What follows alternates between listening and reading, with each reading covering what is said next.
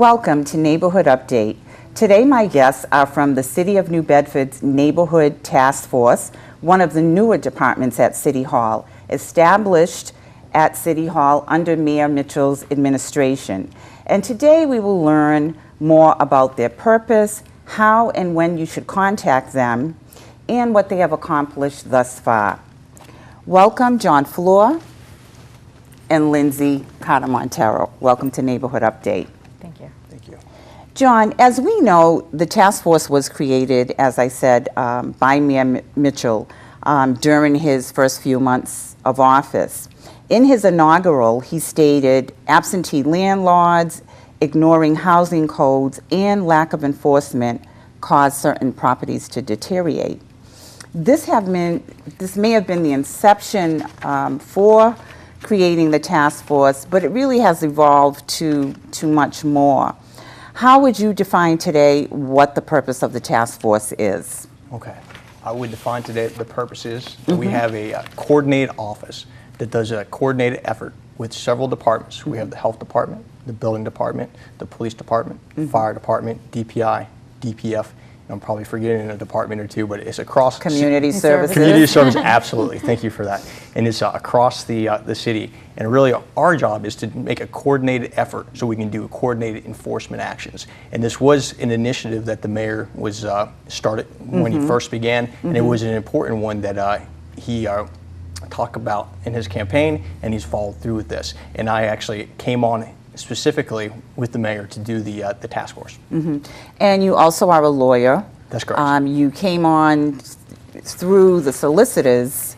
You were hired through the solicitor's office, and then it evolved into your, is that correct? I was actually in the district attorney's office under Sam Sutter. And didn't know that. Yes, the mayor was interested in getting a prosecutor to come in here to run this program. And so I was actually approached by him before he was inaugurated. And we discussed this, and my interest was piqued. I thought it sounded like an excellent program, and I came aboard. And I do work in the solicitor's office as well, though. And having that legal background, I would imagine, is so important because some of the issues that you are faced with, you need to know what the legal ramifications are with them. Absolutely. It's great to have a legal perspective on this. Now, the task force that we have in New Bedford is actually very unique. We're one of the How so? Well, we're the only city in the greater New Bedford area on the South Coast that has an entire department that's just dedicated going after problem properties, that's dedicated going after landlords who are not keeping up their properties and other neighborhood issues. And we're one of the few departments in the entire state of Massachusetts that has done this. And again, give the mayor credit that is due. He made this a priority, and this has remained a priority at the forefront for the last 5 years. So this, would you say, is a model that other cities are looking at to see how effective it is? I think it would be a good model for other cities to look at. Again, there's only a few cities in the state of Massachusetts, there are none on the South Coast, that has a department that's specifically set up in order to coordinate enforcement actions against derelict properties and individuals that are not taking care of properties and other neighborhood issues. Lindsay, your position with the task force, you are an administrative coordinator, Yes. Correct? So what would residents from the city how would they contact your office to file a complaint? They can either come into the office at City Hall. We're located in City Hall. 309A is the room that we're located in. They can contact the office. They can give us a call at the office. Our phone number is 508-979-1417. We'll put that on the screen. And you can also contact us via the website. You can submit a submission, and we get that request as well, so they can email us as well. Okay. Isn't there also a way through their smartphones that they can, is there an app or something that they could utilize? They can utilize C-Click Fix, and what will happen there is it will get processed through that department, and they'll send us anything that has to do with any of the task force issues. And what I love is there are various ways in which they can, so depending on whether you're computer savvy and you're on the computer all the time. Absolutely. I like that you take walk-ins, that people can just come in. Right. So there are various ways that they can get to you. How are these, when residents file complaints, how is the investigation conducted? What's the process? What we would do is once they gave us the complaint, we take a look to see which department it actually needs to get forwarded to, whether it be health department, police department, building department. We'd take a look at what the complaint is. If it was a trash issue, we'd send it over to the health department and we would follow through with that complaint from start to finish. We'd send our code officer out to the property to take a look at what is the actual violation, and then we would follow through with the department. So if it was health department that was going to contact the property owner, then we would follow up with them and also follow up with the complainant. And so, John, as you identified, there are many partners, and that's the value of having so many key partners, that you refer it to the right department that can address the issue. And what is the timeline generally like to get? I would imagine it would depend on the complexity of the complaint, but Right. generally, what's the response time to these complaints? Normally when we get a complaint in, I contact them right away. As soon as I get a call, I'm staying in contact and getting that complaint out as soon as possible. So, and the follow-up time would be about 24 hours. But they'll stay in constant contact with me. I will let them know if there's going to be a delay in the cleanup. I'm going to follow through with them and let them know what's happening on a day-to-day Right. basis. And what primarily the type of complaints that you get is it mostly trash issues, or what type of complaints are you getting? It could be anything. It could be trash issues. It could be building issues. Unsafe Sometimes, or absolutely. just- Unsafe conditions like a stairway or a porch that's falling apart. Also, we do take in anonymous tips as well. We'll forward those over to our community police officers. Okay, so you will get calls on criminal activity as well? Absolutely. Okay. Does your office work with the landlord associations? We know that within the city we do have some problem landlords. Do you work with them? Are they responsive? How is that going? We have been to the Landlord Association. We've gone there and spoke a couple of times over the past few years. And as you said, there are good landlords, there are bad landlords, there are good tenants, there are bad tenants. Absolutely. So at the end of the day, we get a problem, comes in, we want to work with the landlord to resolve that problem as expedient and as quickly as we can do it. And if they work with us, then great, everyone's happy. If they don't work with us, then we have to go on to court, write tickets, and do other such things like that. Okay. And so how does the process with violations, with these code violations, are they warned first? What is the process? Yes. So Take us through that. Okay. So the initial complaint will come in. Lindsay will take it. She'll call the proper department. We'll send out our code enforcement officer that we have in our office, young man named Elias Estevez, and he'll go out, he'll document it. Then we'll follow up with that department. That department, if they find that there's a legitimate complaint, then they'll send out a correction order. So correction orders can go anywhere from 24 hours if it's an extremely dangerous situation up to around 30 days. Okay. So then we usually send it two ways. Certified mail as well as first class. Because sometimes people don't accept certified, but if the first class doesn't come back, you know that they got it at that point. And when that happens, we wait for the time frame. If they they don't do what they're supposed to do, then we'll write a ticket. If it's an extraordinary situation and there's just a dangerous element happening in an apartment building, sometimes we'll just call the landlord and say, listen, we need this to happen right now. We're going to go into court and we're going to file for an injunction. And a good example of this would be on Acushnet Avenue. We got a call from the fire department about 2 years ago. We get there, we go upstairs, and there's a stove that is letting out gas. There's no smokes in the apartment, and there's no two means of egress, because every apartment has to have a means of egress. Right. And we go in there, and there's all these young kids in there. They're living there with their single mother, and we go in, and it's just a big problem. The landlord is unreceptive to that. So in that situation, we immediately went to court. We filed an injunction. We brought the landlord in, and the court ordered him to get two means of egress or put up a sprinkler system. So we went back to court almost over a year going back and forth. But at the end of the day, the landlord was forced to put in about $50,000 in repairs to make this fire safe for the families that live there, and then it's now a safe building for them to be in. And that's huge, because that could have been a potential fire. Lives could have been lost. So, you know, this speaks to the type of, you know, work that the task force is doing and the value of it.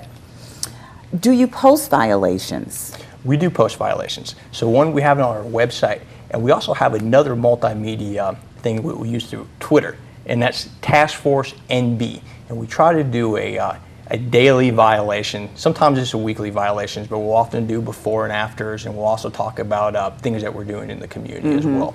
So that, I would imagine, would be a deterrent as well, because I'm sure landlords do not want to see their property, you know, posted up there. Now, you know, we've talked about some of the things that people would call your office for to complain.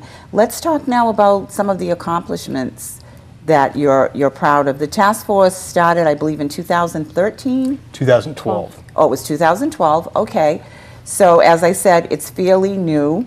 What are some of the accomplishments that you're most proud of? Okay, some of the accomplishments that we're most proud of is we've had some major turnarounds on some buildings that were real drains on certain neighborhoods. First one would have been 31 Ashley Street, which is right down the road in the Cove Street area. That was a house where the police went to over 200 times in a 2-year period. It had infestations of all kinds of rodents. It was riddled with crime. I believe the police even found an alligator that was upstairs at one point. And we went in there, we shut the building down, we had the owner ordered to board it up, to evict everyone out, and then we were able to go through tax title because the owner owed tax, and we turned it into demolished it, and it's now a park. It's the extension of the Loretta Burke Park, actually. And another good example would be 537 South 6th Street, which is right across the way from the Cape Verdean Gardens, the community garden there. This was an issue, another problem property where it was riddled with crime, riddled with infestations of rodents and all their kinds of nasty things. Councilor Brian Gomes contacted us in 2013. He said, I want you to do something with this property. Something needs to be done with this. We went in right away. We went in there with the fire department, the health department, the police department, and the building department. We got a punch list of things that the owner had to do. We went to court. We got an injunction on it. Next thing you know, the owner sold the property a month later to a landlord who actually is a great landlord, Mr. Paul Clement, and he's turned the property around. It's like a jewel in the neighborhood now. That's a good story. And what I love about what you, you know, just demonstrated to us is when you clean up a property like that has so many violations, it just, what it does, the residents of the neighborhood, they must want to rejoice, because that's such, you know, having rodents and the infestation that you see, that affects everybody on that street. So that really is, and your office, you must be amazed at some of the situations that you're uncovering as well within our city. As you said, the alligator, I mean, there's a turkey that's been sighted on Cottage Street. I don't know if anyone's called your office about that, but right around Maxfield, Cottage Street area, there has been a sighting of a turkey. So I don't know if somebody is, what they're doing in their backyard, but that might be something. Does the task force, I was at a neighborhood meeting, and I think Eli was at that meeting, and he was saying something about a sting that the task force does. Do you ever appear in a neighborhood randomly and just walk through the whole neighborhood looking for violations? So since our inception 5 years ago, we've done approximately 40 neighborhood sweeps, is what we call it. It's neighborhood sweeps, okay. And that's where we'll pick a certain neighborhood, and we take inspectors from each department that we've been talking about, and we walk up and down the street. And now we call these blind sweeps because we don't know who the owners are, we don't know who the residents are, but we're just looking for violations. We'll go up and down the street. If we see people, we'll ask them, you got any issues with your apartment? Do you need anything, any help from the city? And then we'll go there. We document the violations. We come back to our offices. We then look up the owners, and we send out the correction orders, and then we proceed with them. And what drives that? Because there'll be some residents, you know, that might be watching the show today, and they'll be saying, "Well, they're not here in my neighborhood." what drives what neighborhoods you go to? Is it the type of complaints that you're continuously getting in an area? Is it just that your inspectors are out driving around and they say, looks like something's going on over there?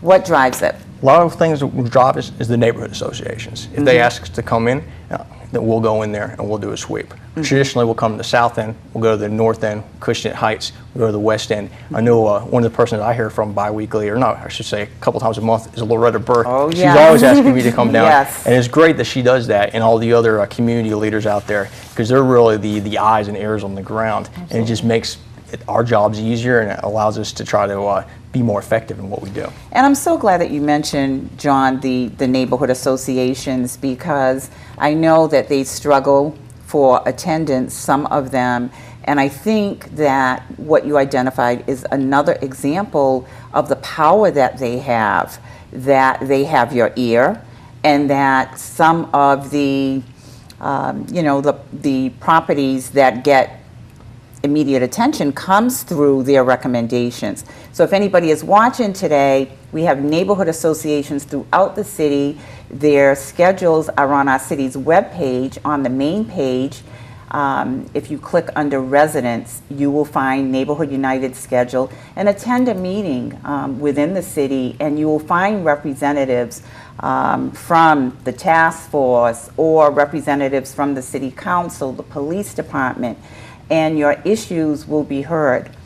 Are there other things, John, that your department would address besides, some of these code violations? What other things does your department get involved in? We also get involved in lots, empty lots. If they're riddled with trash, we'll go in there, we'll make sure that they get cleaned up. If it's necessary to do a clean and lean, we'll do that. And basically what this is, if a lot of times if there's an empty lot, it's riddled with trash, or it's a vacant building, then we'll send an order, and then we'll go in. Then if they don't clean it within the specified time, then we send a city crew. We send a bill to them. If they don't pay the bill, then we end up leaning the property. And some good examples of the cleaning liens that we've done in the last couple of years is 315 North Front Street, 929 County Street, and 591 County Street. And we'll be sending you the pictures so you can show everyone. Great. We'll gladly put that on the screen.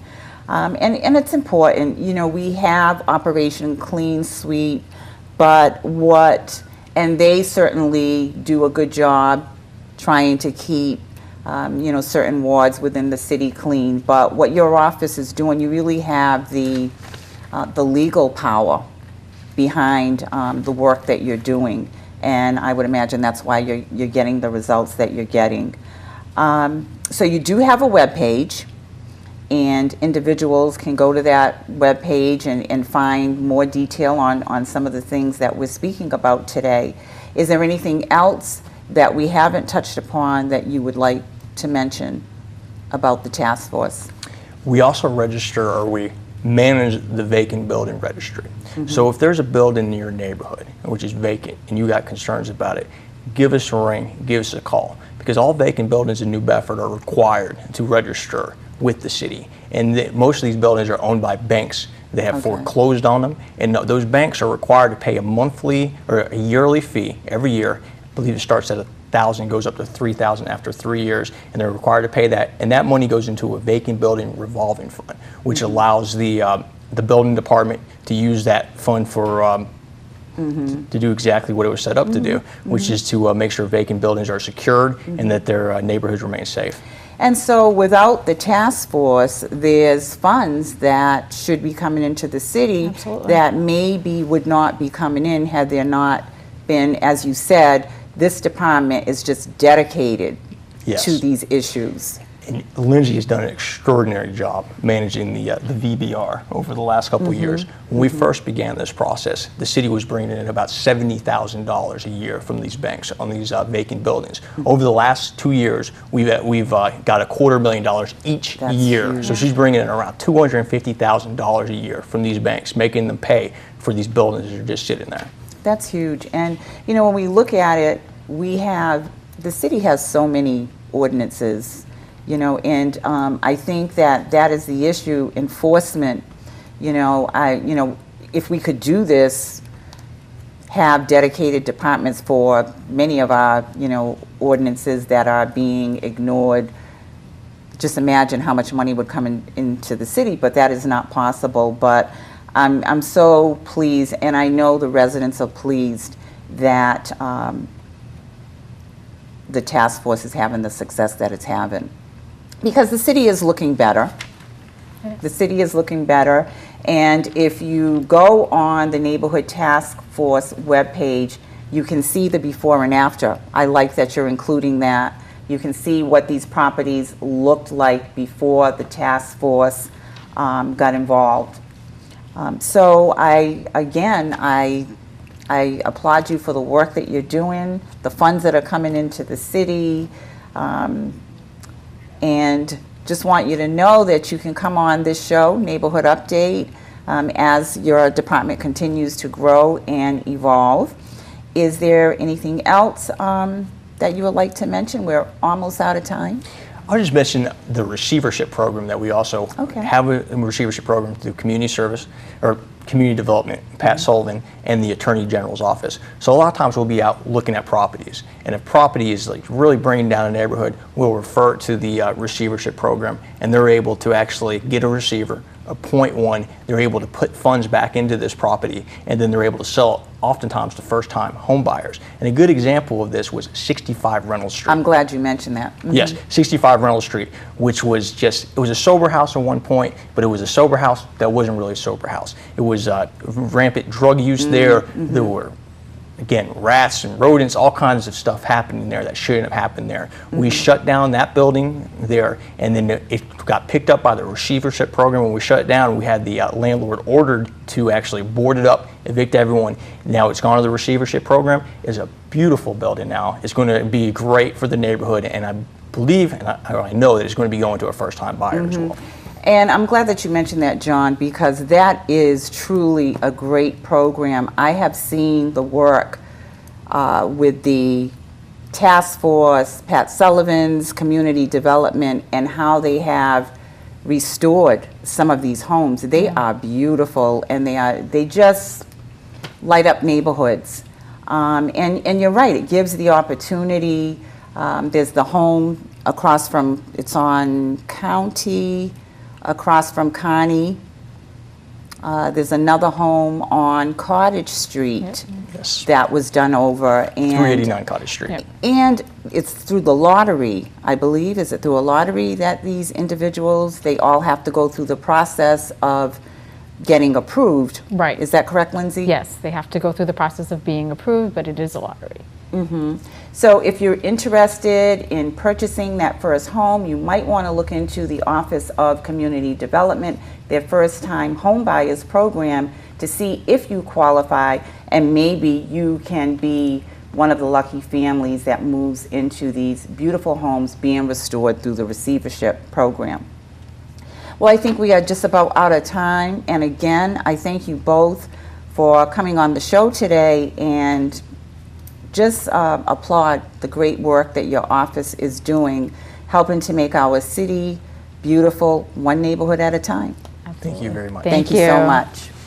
Thank you, Lindsay. Thank you, Marcy. And we will see you next time on Neighborhood Update. Thanks for watching.